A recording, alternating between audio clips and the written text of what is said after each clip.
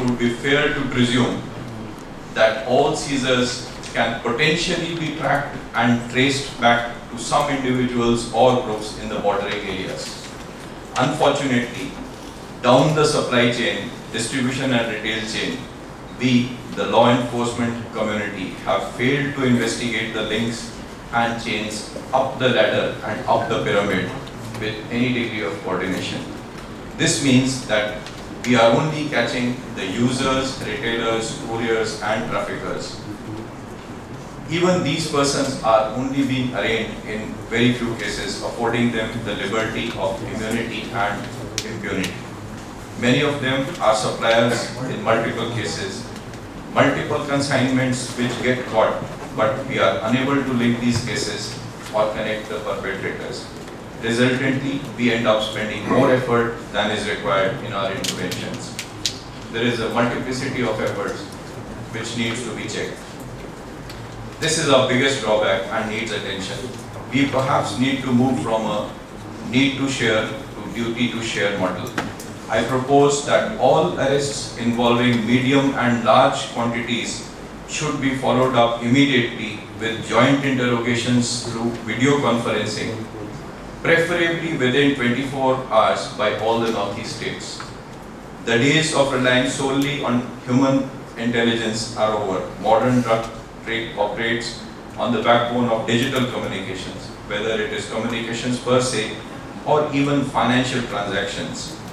For transactions, the traffickers rely on complex logistics and multiple channels.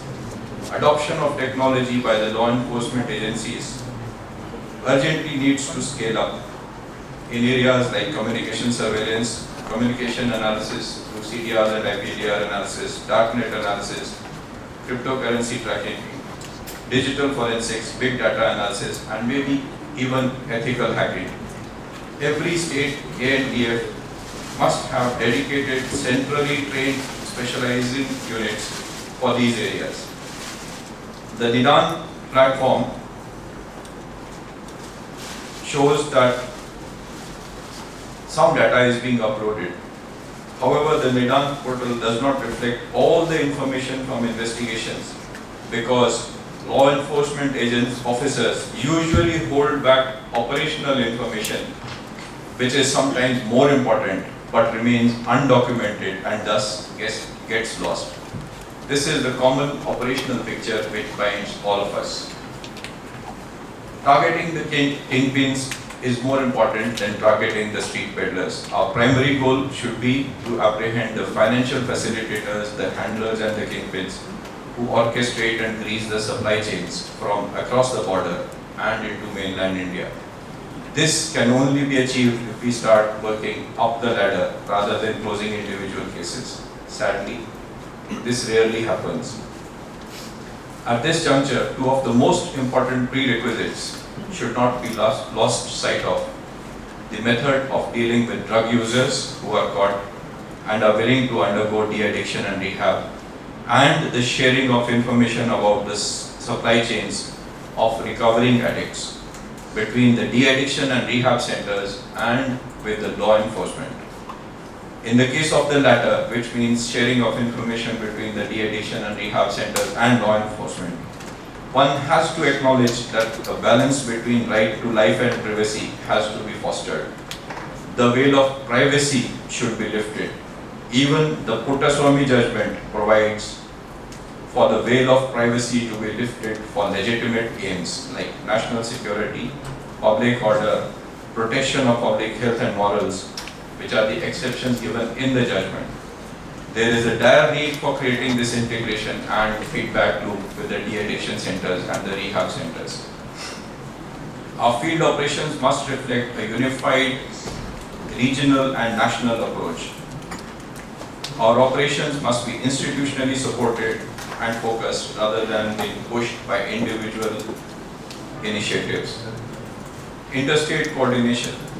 The Narco Coordination Center, the NCORD mechanism and NTFs must try to focus on preemptively sharing intelligence and investigation inputs on traffickers, financiers, peddlers, couriers, the vehicles used for trafficking, the vehicle fabricators, mule account holders, conspirators, and changing routes, especially those which switch between Assam, Manipur, Mizoram and Nagaland. This can be done laterally or through the Narcotics Control Bureau. The influx of synthetic drugs, particularly meth, yaba tablets and Borrelios is rising rapidly. We must remain highly vigilant using drone and satellite mapping to identify and destroy nascent illicit cultivation of poppy in certain tracts of Myanmar and Arunachal. Financial investigation. Following the financial trail is the most effective way of crippling the cartels. I urge all state Antfs to form specialized squads dealing solely with tracking hawala links and financial transactions related to narcotic seizures and arrests. Like CDRs, the digital footprints, the banking data is unadulterated and unpolluted form of information. Its analysis can be extremely useful in identifying syndicates even if they switch off their mobile phones or communication channels. Criminals cannot change their past. The mule accounts are important cogs in the wheel and function as cutouts for the organized syndicates. Dealing with banking channels is important. Obtaining bank details, freezing accounts, bank statements, UPI IDs, obtaining KYC details, and even suspicious transaction reportings are essential. While reports from FIU are comprehensive, but they are time consuming. The banks themselves have expressed their inability to share information on holidays and weekends. This is surprising because while banking now is a 24/7 affair, their law enforcement interface is only 9 a.m. to 6 p.m., that too only on working days. The banks need to be pushed to adopting a model similar to the telecom service providers, where nodal officers can furnish details within 60 to 90 minutes on a 24/7 basis. There is no substitute to disruption of the financial networks. Attachment and forfeiture of properties are culturally sensitive issues in the Northeast, but will have to be done in the due course. Our efforts are fruitless if the legal process fails. A logical conclusion and successful prosecution are necessary. However, our investigators, prosecutors and judicial officers alike almost inevitably falter at this, especially where the registration of FIRs for preparation, attempt and criminal conspiracy for committing drug trafficking offences are involved. These again are our weakest links. Offences are not documented at preparation, attempt and conspiracy stages, and the other co-conspirators except the ones who are caught are not included in the police reports, that is the charge sheets. We must find a way of channelizing our intelligence-based inputs, especially those based on communication intercepts, into FIRs rather than waiting for seizures. Not doing so leaves gaps in interstate and interagency coordination as vital leads to investigation and follow-up by other sister agencies are lost track of. We need to build up these mechanisms. I propose that we start building and sharing common databases on profiles and photographs and biometric identifiers of criminals, suspects, co-conspirators, financiers, mule bank accounts, couriers and transporters, which means vehicle transporters and also fabricators, criminals and suspects and under trials on bail or parole, and make these databases accessible on pre-authenticated mobile phones in a decentralized manner. We in Nagaland Police have created some databases which we shall be happy to share and provide access to all states in the Northeast and Narcotics Control Bureau. However, the principle of GIGO applies: garbage in, garbage out. I would like to take this opportunity to circulate a short questionnaire for all agencies to know what sort of data exists individually with all of you, so that we can synergize better and we can create a common platform for sharing of data. IGCID Vikram will share a small sheet. Grateful if you can fill up those. And in addition to that, what we have included. If you have any other databases or you want to suggest anything, please make a small note towards the end. Capacity building like specialized training and continuous training are essential, and creation and upgradation of infrastructure are important. The NCB's efforts in providing capacity building are appreciated, but we need more localized trainings on specifics of the NDPS Act in the context of Northeast unique challenges. A unique experiment we in Nagaland Police intend pursuing is the creation of an automated solution for transcription of lawful intercepts and voice calls and communications in partnership with the NIT Mizoram. This is at a very initial stage, but we are trying to pursue this. This AI-based and LLM model will help fill up the gap which exists in surveillance of targets, save time, and ensure that almost 100% attention of the targets under surveillance is accorded. Given the multiplicity of the languages and dialects in the region, this is an absolute necessity. We have also set up a network of automatic number plate reading cameras on the trafficking routes and have built up a healthy database of vehicles traveling and transiting Nagaland into Manipur and Assam. This has been reinforced by adding watch lists of suspected vehicles and phone numbers, and we intend buttressing it with facial recognition technology. For all the other states of the Northeast, we can offer to help you by diving into the database and check whether any suspected vehicle from your states have entered into Nagaland or passed on over into Manipur. However, our jails are a vulnerable meeting point for traffickers and their family members. A lot of the family members are co-conspirators. We need to plug this loophole by strengthening the security of the jails in the Northeast. The permissibility or the permissiveness of the society, the close-knit nature of the society gives a lot of leeway for people to meet on a bi-monthly basis. I think this needs to be plugged in the jails.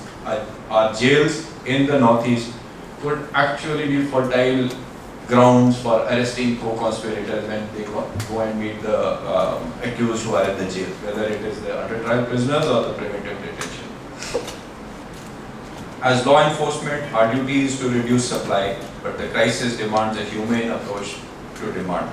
We must intensify awareness campaigns, collaborate with the NGOs, churches and civil society, and ensure that rehabilitation and harm reduction centers are adequately supported and coordinated with our law enforcement agents of efforts. A recovered addict is a success story for the community and a defeat for the cartel. Some of the challenges that we face in addition to what I've mentioned is narco-terrorism nexus finances insurgent groups through drug revenues both at individual and institutional levels. Linkages between drug trend syndicates and arms smuggling create hybrid threats with weapons traded for narcotics in Manipur's ethnic conflict zones. Non-state armed groups in Myanmar control production labs, spilling instability onto the Indian side. Poppy cultivation resurgence in Myanmar post the 2021 coup funds anti-insurgency in India.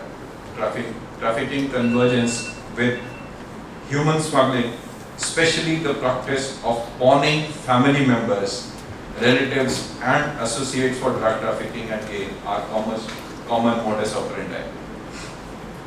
Youth unemployment and limited access to education as opposed to literacy in tribal areas drives recruitment into trafficking networks as low-level couriers in Nagaland, Manipur and Meghalaya.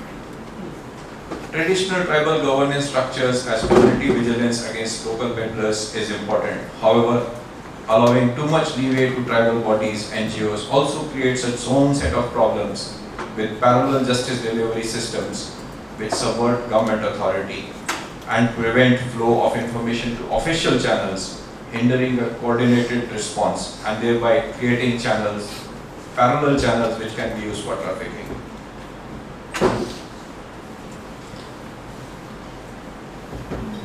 A couple of reforms or changes that I want to emphasize on.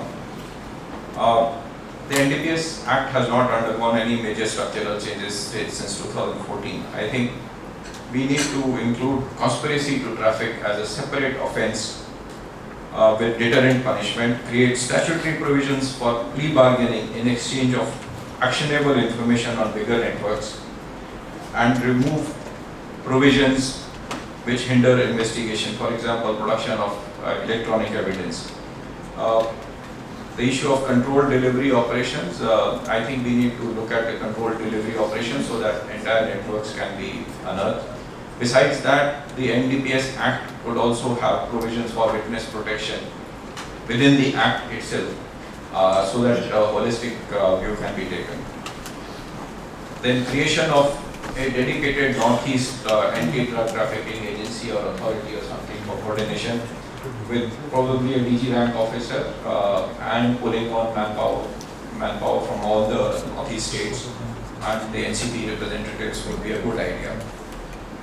Strengthening of the forensic infrastructure, because forensic reports do take a lot of time, and those are fertile ground, those are easy grounds on which people can secure bail. In addition to that, the reward policy which exists, the Government of India or the NCP's policy which exists, I think needs to be made a bit more practical so that rewards are much more easier to accord, and the reward should be based not just on the quantity of seizures, quality of seizures, but also the quality of information. I think we need to look at that. Another policy level intervention pertains to the Patent DPS Act and interventions in preventive detentions. A set of guidelines from MHA do exist, but there is an urgent need to standardize the procedures, the timelines and interpretations of the provisions by different states, and bring about uniformity in the light of court judgments. There is a recent judgment of the Supreme Court in a case pertaining to Nagaland and West Bengal, where the Honorable Supreme Court has said that the grounds of arrest and all accompanying documents on the basis of which a detention has been made have to be provided to the detainee in the language that he understands. So imagine having to translate all the documents in all the dialects that they understand in this region. It is a humongous task. Preventive detention is a potent tool of use and misuse. Non-use of preventive detention makes us toothless, and excessive use leaves room for criticism. However, excessive use is also a pointer to the failure of the criminal justice system, where the law enforcement community feels that the criminal gets justice at the cost of public good. A balance needs to be struck by devising guidelines. In the end, let me say that this conference is not just an opportunity for sharing achievements, but also sharing our problems with each other, sharing the solutions devised individually by the states and the law enforcement agencies, and the unresolved issues which need to be escalated to the national level. The conference is a fertile ground for improving interagency and interstate cooperation and coordination among stakeholders. The battle against drugs is a prolonged war fought on challenging frontiers. I reiterate the commitment of Nagaland Police and its Antf to collaborate unconditionally with the Ministry of Home Affairs, the NCB, our sister agencies in the region. Let us commit today to raising our collective performance, targeting a big fish, and securing the future of the Northeast for a drug-free India. I thank the Ministry of Home Affairs and the NCB and all other participants for their continued guidance and leadership in this mission. As a parting shot, I recently participated in an event organized by the Guwahati High Court for the National Legal Services Authority, the legal aid, for all Northeast states, West Bengal and Jharkhand. The event was attended by Chief Justice of India Designate Justice Suryakant, senior judges of the Supreme Court of India, and Chief Justices of all High Courts. I was able to succinctly and tersely put forward my views and those of the law enforcement community. They listened patiently. As a parting shot, again, I would like to propose a workshop where the law enforcement community, the prosecutors, forensics, and the judiciary would come together on a platform and decide to act in uniform. Thank you very much. Jai Hind.